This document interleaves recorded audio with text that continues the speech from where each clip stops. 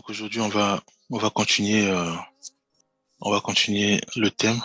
Donc c'était comment devenir chrétien et vivre pleinement sa vie chrétienne. Donc, juste pour rappel, on avait déjà abordé le premier point qui était croire en Jésus-Christ, au Seigneur Jésus-Christ. Et le deuxième point, c'était aimer lire et méditer la Bible. Donc là, aujourd'hui, on va aborder sur comment prier en permanence soi-même et effectivement avec sa famille, avec les membres de sa famille. Donc pour cela, on va lire quelques versets bibliques. Donc on va commencer par Luc 6, verset 12. Donc il est dit, donc en ce temps-là, Jésus se rendit sur la montagne pour prier. Et il passa toute la nuit à prier Dieu.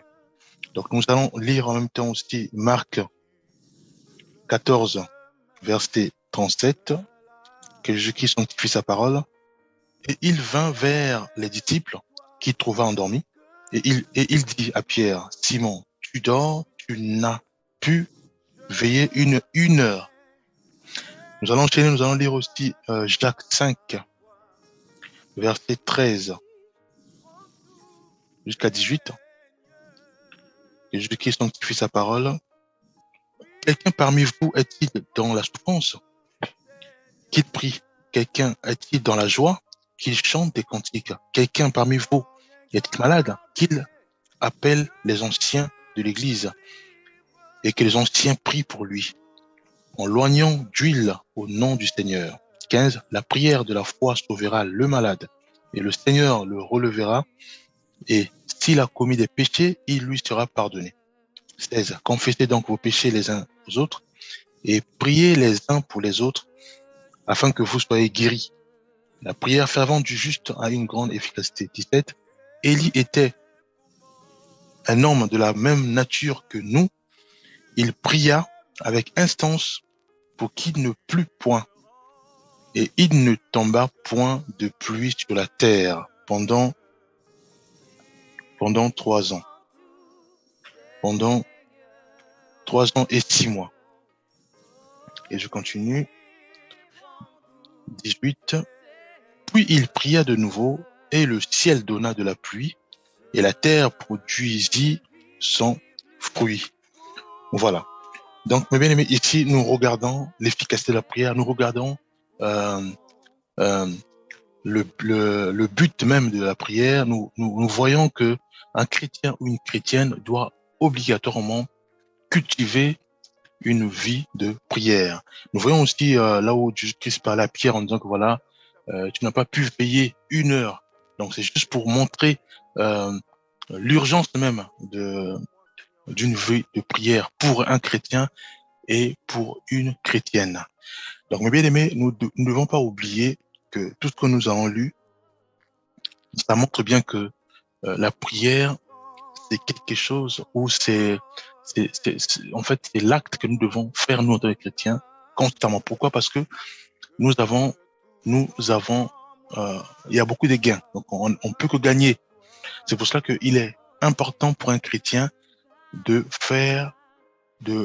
cultiver une vie de prière. La prière, en priant, nous pouvons, par la grâce du Seigneur, guérir ou sauver le malade. La prière, en la faisant constamment, nous pouvons effectivement baliser notre journée, donc détruire toutes les embûches démoniaques, détruire toutes sortes des imprévus. La prière, en la faisant constamment, nous pouvons, sans le savoir, être léger. Parce qu'il y a des fois, on peut être lourd, et quand on va au travail, c'est encore des complications, voilà, pas mal de choses, mais en priant, on devient léger.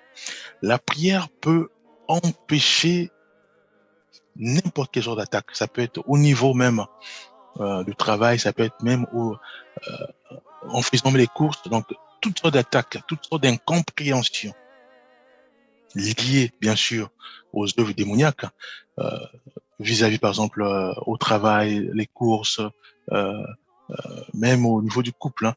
Rien que la vie de prière enlève tout cela, enlève tout cela, donc toutes sortes de lourdeurs, toutes sortes d'attaques, toutes sortes d'incompréhensions. C'est pour cela, mes bien-aimés frères et sœurs, il est toujours important que nous puissions prier. Voilà. Nous voyons par exemple le cas, on va juste prendre les cas pratiques rapidement. Nous voyons par exemple le cas de notre d'Élisée, où tout ce qui se faisait dans les camps ennemis, hein, pour venir envahir les peuples juifs, tout ce qui faisait, Dieu transmettait mot pour mot à son serviteur Élisée. Donc, les comptes rendus des opposants ou les comptes rendus des ennemis, Dieu les transmettait mot pour mot. Ça veut dire que Dieu, Élisée entendait les voix des ennemis, voilà, dire voilà, nous allons envahir, nous allons assiéger, voilà, voilà, voilà. Tout, et Élisée prenait ces informations, donnait au roi, et à ce moment-là, le roi anticipait. Voilà, juste pour dire que nous croyons tout ce que Élisée menait, avait cultivé une vie de prière. Voilà. Donc, nous pouvons simplement regarder beaucoup des cas pratiques, hein, des serviteurs du Seigneur ou même des savantes, hein, qui priaient. On voit par exemple Déborah, qui était juge, hein, qui coordonnait aussi le peuple juif à l'époque, autant des juges. Voilà. Donc, on voit les cas pratiques où on voit même que euh, le fait de prier ne diminue pas, ne diminue pas, par exemple, le fait de prier, c'est avantageux. C'est quelque chose où nous bénéficions toujours. C'est-à-dire que nous avons, comment je vais expliquer ça? Nous avons qu'à gagner, voilà. On peut que gagner. Donc, on gagne. En priant, nous gagnons beaucoup. Nous gagnons beaucoup, et en priant, en cultivant une vie de prière, Dieu nous fait grâce d'être léger. Pourquoi léger? Parce que nous pouvons mieux écouter le Saint-Esprit. À force de prier, nous pouvons mieux cerner les orientations du Saint-Esprit. Parce que si nous sommes lourds spirituellement, nous nous cultivons pas une vie de prière, il est pour nous difficile de cerner l'orientation du Saint-Esprit. Il est pour nous difficile d'écouter le Saint-Esprit. Bien aimé. C'est pour cela il est toujours important de prier, parce qu'en priant, l'Esprit Saint de Dieu peut nous dire, voilà, le chemin que tu prends devant, il peut y avoir accident, il peut y avoir euh, des discussions, il peut y avoir pas mal de choses. Maintenant, prends cette route. L'Esprit Saint de Dieu peut, dès que tu arrives au travail, avec les tensions à la maison et autres, dès que tu arrives, vu que tu as prié avant de sortir, dès que tu arrives, l'Esprit Saint peut faire à ce que toutes sortes d'influences qui t'attendaient, négatives, hein, qui t'attendaient pour t'avoir via les chamans, via pas mal de choses, l'Esprit Saint de Dieu peut te faire à ce que tu puisses être serein, ou sereine, malgré les attaques, malgré les insultes, ou malgré des choses enfin, en face, hein, malgré les choses venant des membres de ta famille, de ton époux, de ton épouse, de tes collègues de travail. L'Esprit de Dieu peut faire à ce que rien ne t'affecte. À ce moment-là, tu dis, ah, mais vraiment, on m'a même mal parlé, mais j'ai senti comme si il n'y avait rien, en fait. Mais, contrairement, si on n'avait pas prié, c'est sûr qu'on devait dire, ah, là, on devait s'enchaîner.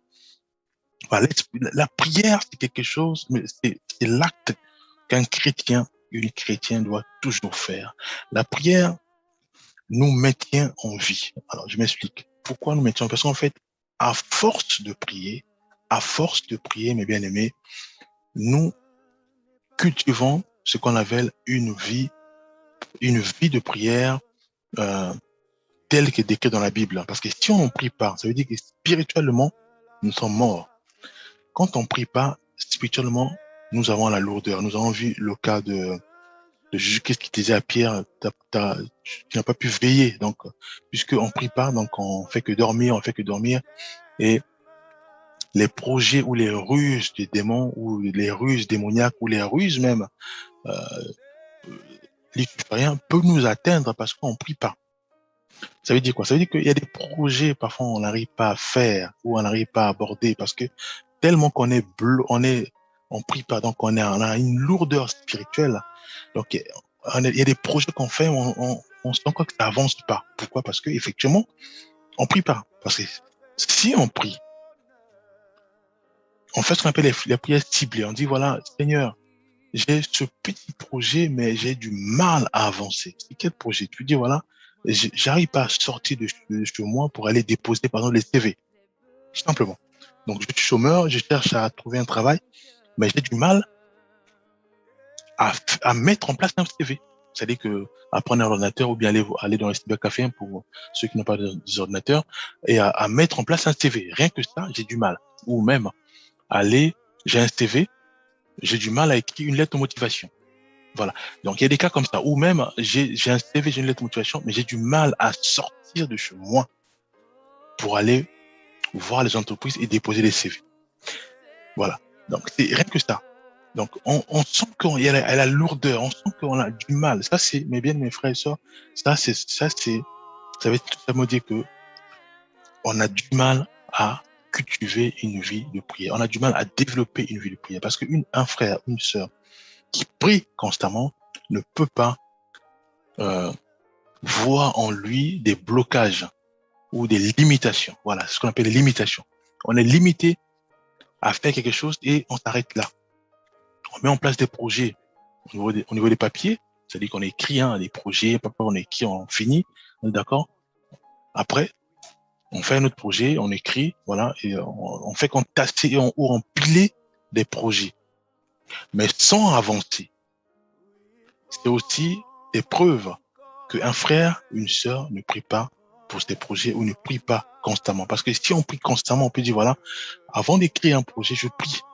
Certes, c'est ce que beaucoup, nous, c'est ce que nous faisons, mais on n'attaque pas la deuxième partie qui consiste à dire, Seigneur, maintenant, j'ai mis en place un CV, j'ai mis en place ma lettre de motivation avec ton aide, bien sûr. Maintenant, aide-moi, guide-moi à sortir.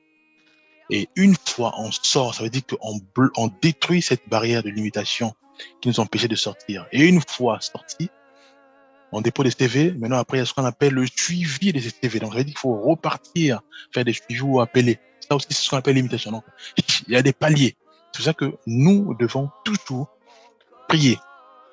Seigneur, j'ai un projet. Maintenant, je voulais prier pour que ce projet, je veux prier pour ce projet de bout en bout. C'est-à-dire que je prie pour la conception, la mise en place du CV, l'aide de motivation ou de la maquette ou même le cahier de charge pour celle qui met en place des projets. Et je prie jusqu'à la réalisation de ce projet. Parce qu'en priant, Dieu va dire, voilà, ça, tu as bien fait, mais fais comme ça. En priant, Dieu va dire, voilà, non, là, tu as mis en place, parce que pour les maçons, tu as mis en place, par exemple, tu as construit la maison, mais regarde, là, ta maison, euh, tu as oublié de mettre le niveau sur chaque brique pour mieux construire ta maison. Voilà. Pour d'autres, euh, il dira, voilà, certes, tu as mis en place, tu as mis en place, voilà, tu as construit une maison, il y a des brebis qui sont là, mais tu as oublié de mettre ton niveau sur chaque brebis, ton niveau sur chaque brebis. Donc, c'est pour ça qu'il est toujours important, bien aimés frères et sœurs, de prier de bout en bout pour un projet. Alors, je veux changer parce que j'ai une tendance à m'énerver, j'ai une tendance à avoir, par exemple, des pensées suicidaires ou des pensées, voilà, des pensées de la tristesse. Je veux changer. Maintenant, je veux prier. Maintenant, à ce moment-là, bien aimés frères et sœurs, nous devons prier de manière à ce que Dieu nous délivre de la colère, de la dépression, de toutes sortes d'emprises démoniaques. Et nous devons continuer à prier jusqu'à voir le changement. Ça veut dire que si nous on prie et qu'on laisse et qu'on voit pas le changement, ça veut dire que nous ne cultivons pas une vie de prière. Et pour un chrétien et pour une chrétienne, la vie de prière consiste simplement à prier et à voir le changement. Sauf si le Saint-Esprit nous dit maintenant, arrête de prier, continue maintenant à rendre grâce, arrête de prier, parce que, voilà, on a écouté ta prière, on a exaucé, maintenant, prie maintenant pour autre chose. Mais tant que l'Esprit Saint de Dieu ne te demande pas d'arrêter, continue à prier. On a vu ça avec Daniel, où il priait pour la délivrance d'Israël, parce qu'il était en captivité, et tellement qu'il priait, et c'est là où l'on vient lui dire, voilà, le point où tu as prié, ta prière a été exaucée. Voilà. C'est parce que il a continué à prier, donc il était question qu'un ange vienne pour lui dire, voilà, non, non, arrête de prier maintenant, puisque quand tu avais commencé à prier, ta prière était exaucée.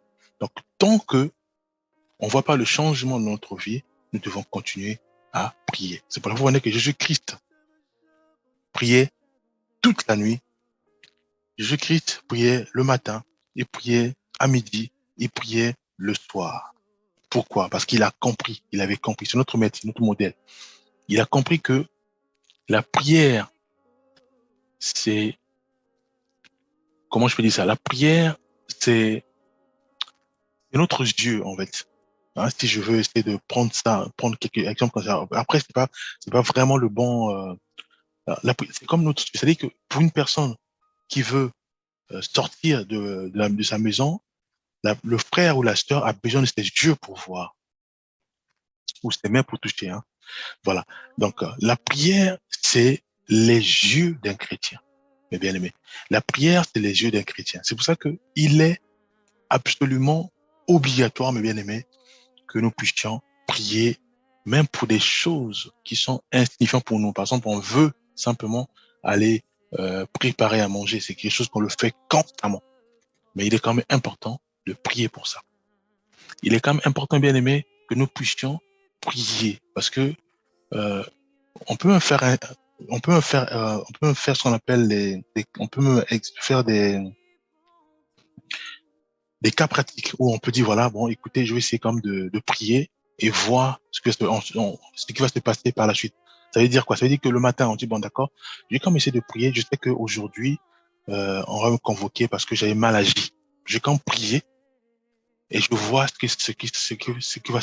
qui va arriver après, ou bien ce que Dieu va faire. Donc, tu pries simplement, voilà, je demande pardon parce que je sais que j'avais mal parlé à ma collègue et voilà, j'ai été convoqué. Maintenant, Seigneur, je reconnais que j'ai péché, je demande pardon et je demande à ce que vraiment tu puisses m'aider à ne plus mal parler aux gens. Aide-moi, Seigneur. Et tu dis maintenant, Seigneur, je remets maintenant cette convocation entre ta main. Sois oriente, conduis, fais grâce et que seule ta volonté se réalise. Maintenant, tu vas. Et souvent, si Dieu veut te corriger, effectivement, il va te corriger. Mais si Dieu dit, bon, écoutez, j'ai écouté ma fille, maintenant je veux maintenant montrer ma gloire, à ce moment-là, tu vas voir que on va te dire, voilà, ce que tu as fait, c'était pas bien, il faut plus parler à, à tes collègues comme ça, voilà, c'est pas bien. Maintenant, faisons la paix et c'est tout. Donc, du coup, tu évites, par exemple, le licenciement, tu évites, par exemple, ce qu'on appelle mise à pied au blâme. Alors, là, c'est ce qu'on appelle, si tu arrives à cela, ça veut dire que c'est ce qu'on appelle les résultats de la prière. C'est pour dire que la prière fonctionne. Voilà. Donc, mes bien-aimés, juste pour résumer, il est important que nous puissions euh, prier constamment parce que en priant, nous préparons notre journée. En priant, nous nous enlevons tout ce qui bloquait, tout ce qui va influencer notre notre journée, nos activités, nos actions. Voilà. En priant, cela débloque nos limitations parce que on a pas mal de limitations. Donc, le fait de prier, Dieu fait grâce afin que toutes ces barrières, les lourdeurs spirituelles, le fait de ne pas sortir pour aller déposer le CV, donc tout ça va être bloqué. En priant, Dieu ouvre aussi notre vision afin que notre vision soit élargie pour ne pas se limiter, par exemple, sur des petits projets. Voilà, Dieu peut dire, voilà, écoute, je vois en toi que tu es limité à exhorter, par exemple, 5, 6, 7, 8, ou même 30 frères, ou même 100 ou 150.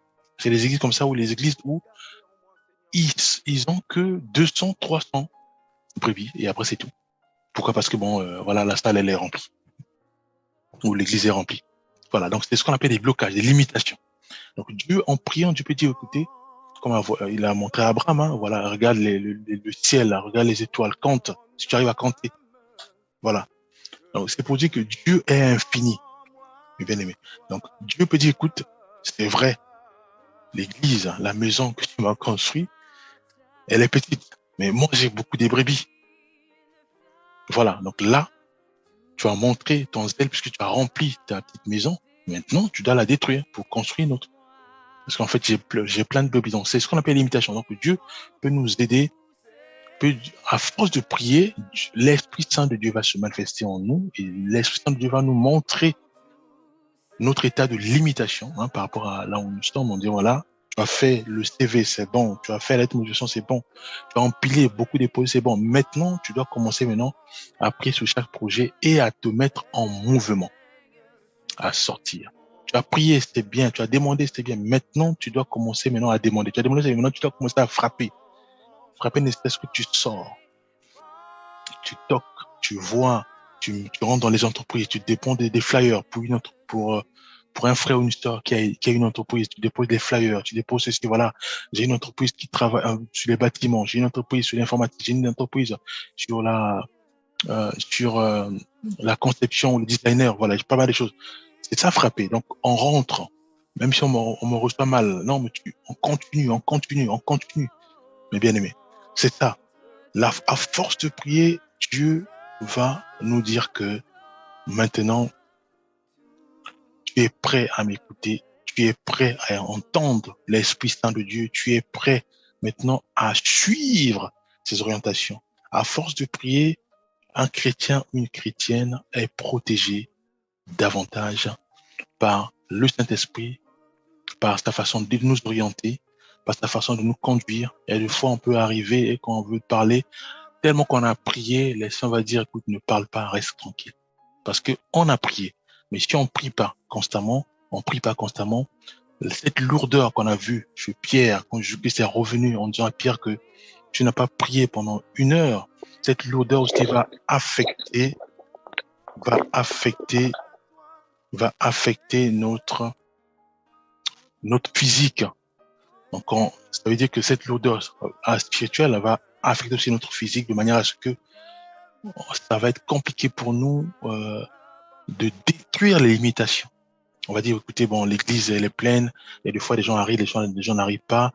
Donc, on va dire, c'est plus ou moins, donc c'est plein, parfois c'est pas plein, donc ça va, donc j'ai pas envie de détruire. Donc, on est bloqué par cet esprit de limitation. C'est pour ça que nous devons continuellement prier pour entendre la direction du Saint-Esprit qui va toujours nous orienter à nous examiner nous-mêmes en disant que voilà, là, tu vois, finalement, arrêter de boire. Maintenant, il faut maintenant commencer à arrêter aussi la cigarette. On va dire, voilà, maintenant, là, tu as arrêté avec la sorcellerie. Maintenant, tu vas continuer maintenant à arrêter maintenant de détester les autres dans ton cœur. Là, maintenant, tu as arrêté de te prostituer. Maintenant, arrête maintenant de convoiter une sœur ou un frère. Là, maintenant, donc c'est ça, l'Esprit Saint de Dieu va continuer, va toujours nous rappeler les choses. Donc voilà, là, tu as fini, tu étais guéri. L'esprit de suicide, maintenant, arrête maintenant de regarder, d'être triste. Voilà, donc c'est ça. Donc nous devons toujours, mes bien-aimés, prier constamment. Nous devons toujours chercher à prier constamment. Voilà, j'ai fini, on va prier. Père, nous reconnaissons que nous sommes faibles. Nous reconnaissons aussi, ô Éternel des armées, que c'est toi qui nous cesse de nous parler. Merci parce que ton Esprit Saint continuera à nous révéler les choses cachées. Ton Esprit Saint continuera à nous interpeller. Ton Esprit Saint continuera à nous guider afin que nous puissions prier sans cesse et que nous puissions cerner les limitations de notre vie, limitations spirituelles comme charnelles. Ton Esprit Saint nous permettra à ce que nous puissions prier comme Élie. Il a prié une fois pour arrêter la pluie. Il a prié pour la deuxième fois pour faire pleuvoir sur la terre. Père, merci pour cette exhortation. Au nom de Jésus-Christ, nous avons ainsi prié. Amen.